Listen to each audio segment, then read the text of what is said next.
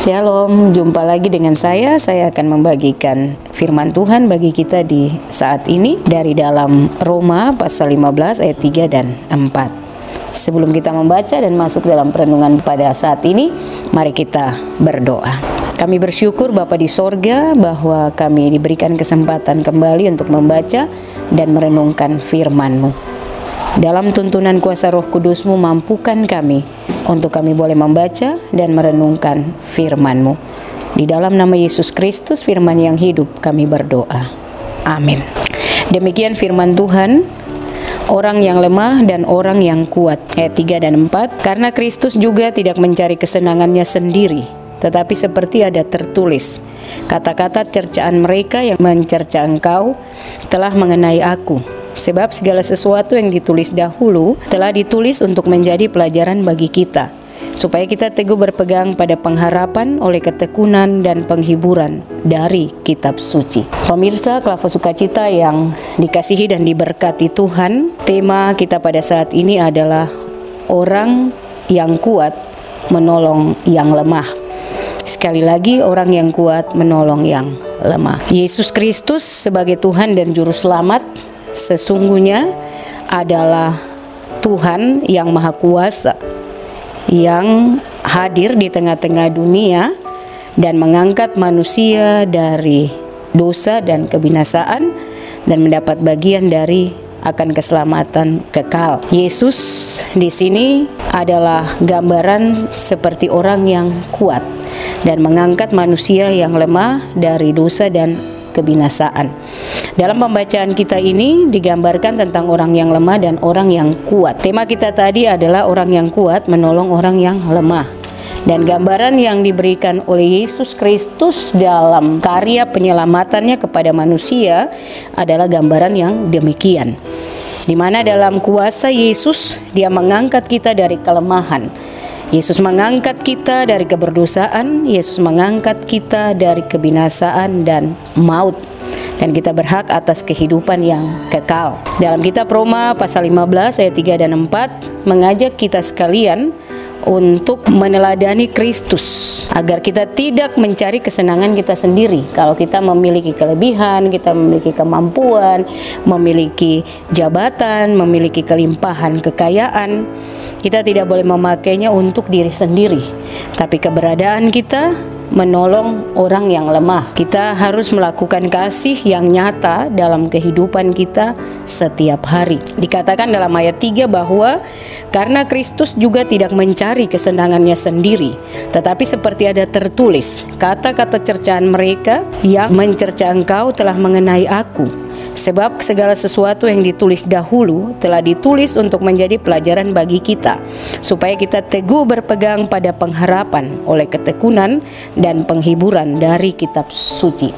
Dalam kehidupan di tengah dunia ini ada orang yang lemah, ada orang yang kuat, baik lemah secara fisik tapi juga lemah dalam kehidupan sosial, lemah dalam kehidupan bermasyarakat.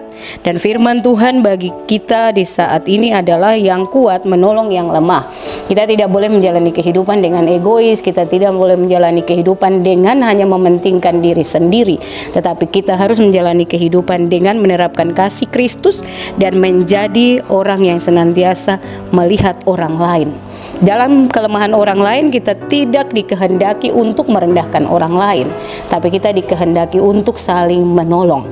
Sebab Tuhan berfirman dengan jelas bahwa kasih itu menutupi banyak dosa.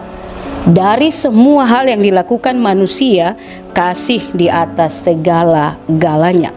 Dan dengan demikian bahwa kehidupan kita, kehidupan manusia yang diberkati dengan kekuatan, baik kekuatan fisik, diberkati dengan kelimpahan berkat, diberkati dengan jabatan yang baik yang dimiliki, tidak membuat kita harus menginjak orang lain yang lemah, tapi membawa orang lain itu dan boleh mensejajarkannya dengan kehidupan kita dalam perbuatan kasih kita kepada sesama. Karena kalau Kristus sebagai Allah yang sudah turun dan menjadi sama dengan manusia, Dia melupakan semua kemahakuasaannya dan turun menjadi sama dengan kita.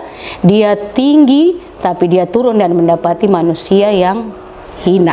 Dalam kemuliaan Allah, Dia turun melalui Yesus dan mengangkat manusia dari segala kelemahannya.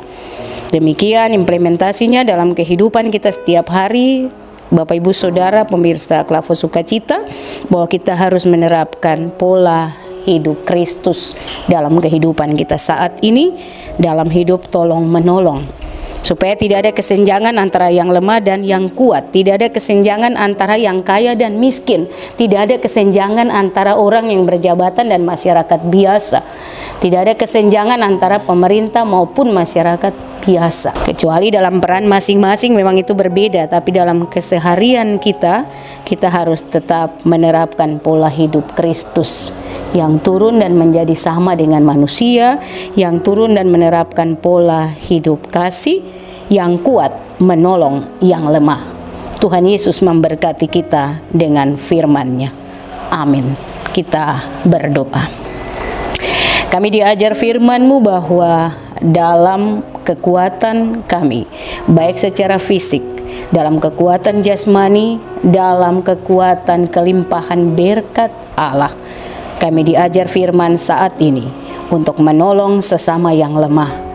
Kami telah diajar untuk tidak ada kesenjangan di antara kami, karena sesungguhnya di mata Tuhan kami semua sama. Ajar kami untuk melihat pola hidup Kristus dalam kehidupan kami, yang rela meninggalkan kemahakuasaannya, rela meninggalkan tahtanya di sorga, dan turun menemui kami manusia lemah, manusia berdosa, manusia yang seharusnya menerima kutuk dan maut, tetapi kami boleh diselamatkan.